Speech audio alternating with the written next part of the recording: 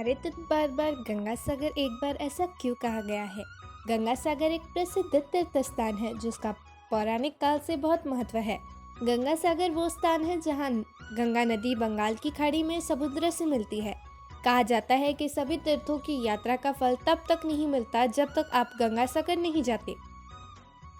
मकर संक्रांति के दिन गंगा सागर में स्नान दान का सर्वाधिक महत्व बताया गया है। सारे तीर्थ बार बार गंगा सागर एक बार, इस कहावत के पीछे दो कारण बताए जाते हैं। पहला कारण, गंगा सागर को महातीर्थ कहा गया है क्योंकि माना गया है कि सारे तीर्थों का फल गंगा सागर आने से मिल जाता है। ये वो स्थान है जहाँ पर गंगा नदी के स्पर्श से राजा सागर के 60,000 पुत्रों को मुक्ति मिली थी। इसलिए कई श्रद्धालु लोग यहाँ आकर अपने पितरों का श्राद्ध तर्पण व पिंडदान करते हैं और पूर्वजों की मुक्ति की कामना करते हैं। इस कारण से लोग एक बार तो गंगा सागर की यात्रा जरूर करना चाहते हैं। इसलिए कहा गया है सारे तीर्थ बार बार गंगा सागर एक बार। पुराणों में भी गंगा सागर में दान और स्नान का धार्मिक और आध्यात्मिक दृष्टि से काफी महत्वपूर्ण बताया गया है। दूसरा कारण, कोलकाता से गंगा सागर जाने के लिए पहले 86 किलोमीटर दूर काकद्वीप जाना होता है, जहाँ हार्वुड पॉइंट से 3.5 किमी सेंटीमीटर नाव के जरिए सागर द्वीप पहुंचते हैं। इसके बाद सागर द्वीप पर 32 किलोमीटर यात्रा करने के बाद गंगा सागर तीर्थ आता है। पुराने समय में ये यात्रा काफी दुष्कर और कठिन थी। कई दिन की यात्रा करने के बाद लोग गंगा सागर पहुंच पाते थे, इसलिए लोग दोबारा जाने की सोचते भी नहीं थे। इसलिए लोग कहने लगे सारे तीर्थ बार बार गंगा सागर एक बार।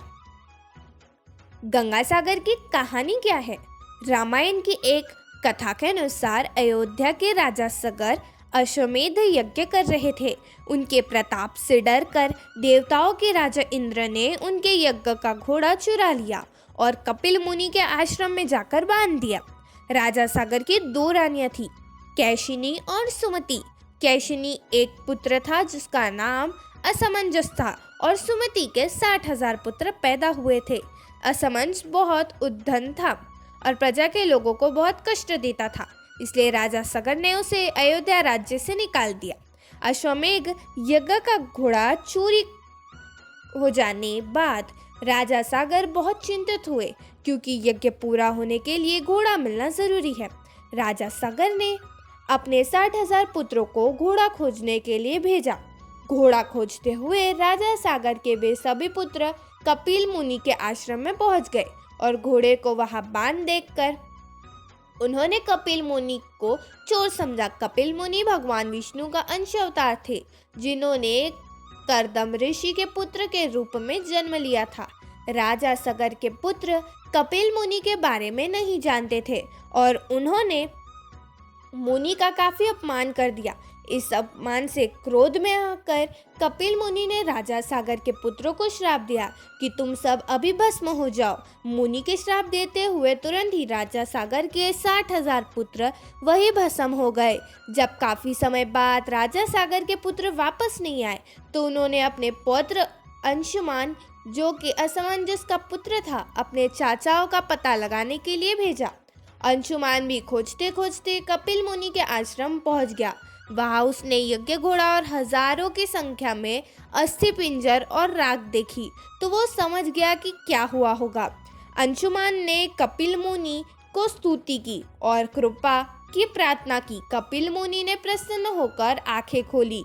उन्होंने अंशुमान को अश्वमेध यज्ञ का घोड़ा ले जाने दिया और बताया कि अगर राजा सगर का कोई वंशज उस स्थान पर गंगा जी को ले आए तो उसके चाचाओं को मोक्ष मिल जाएगा। अंशुमान घोड़ा लेकर अयोध्या वापस आ गया और राजा सागर ने यज्ञ पूरा किया। राजा सागर ने अगले 30,000 वर्षों तक राज्य किया। फिर वे अंशुमान को राज्य सौंपकर स्वर्ग सिधार गए। अंशुमान ने गंगा जी को पृथ्वी पर लाने का बहुत प्रयास किया, लेकिन वो अपने जीवन में सफल नहीं हो पाया। अंशुमान के पुत्र दिलीप ने भी काफी तप किया, लेकिन वो भी गंगा को लाने में असफल रहे। राजा दिलीप के बाद उनके पुत्र भागीरथ अपने अथक प्रयास और घोर तप से गंगा की पृथ्वी पर लाने में सफल हुए।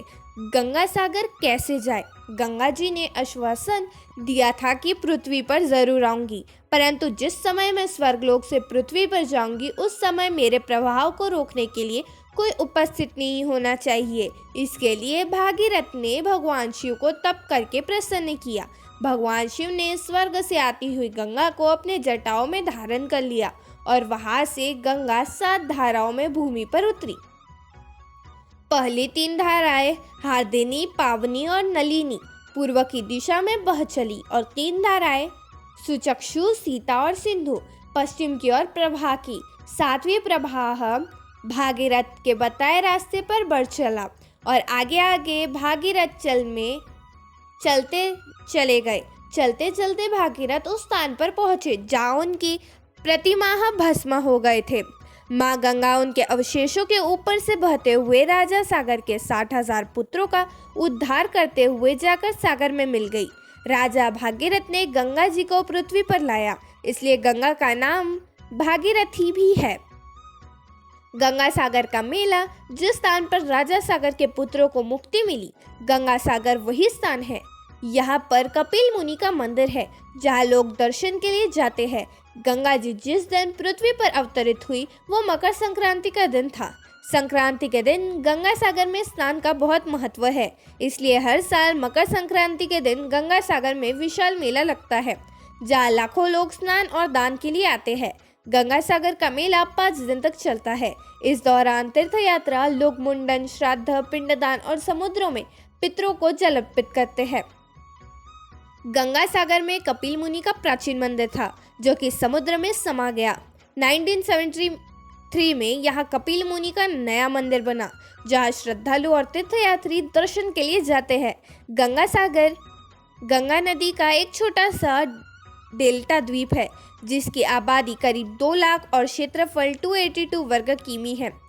सागर द्वीप के एक और बंगाल की खाड़ी और दूसरी ओर बांग्लादेश है। इस सुंदर द्वीप के ज्यादातर क्षेत्र में घने जंगल है। कपिल मुनि के मंदिर व आश्रम के अलावा यहाँ महादेव मंदिर, शिव शक्ति महानिर्वाण आश्रम, भारत सेवाश्रम संघ का मंदिर, धर्मशालाएं भी है। दोस्तों, आपको ये जानकारी एवं कथा कैसी लगी कृपया कमेंट करके ज़रूर बताएं। वीडियो पसंद आया हो तो लाइक करें और ऐसी ही और भी बहुत सारी कहानियों, कथाओं एवं जानकारियों को सुनने के लिए चैनल को सब्सक्राइब ज़रूर करें। धन्यवाद।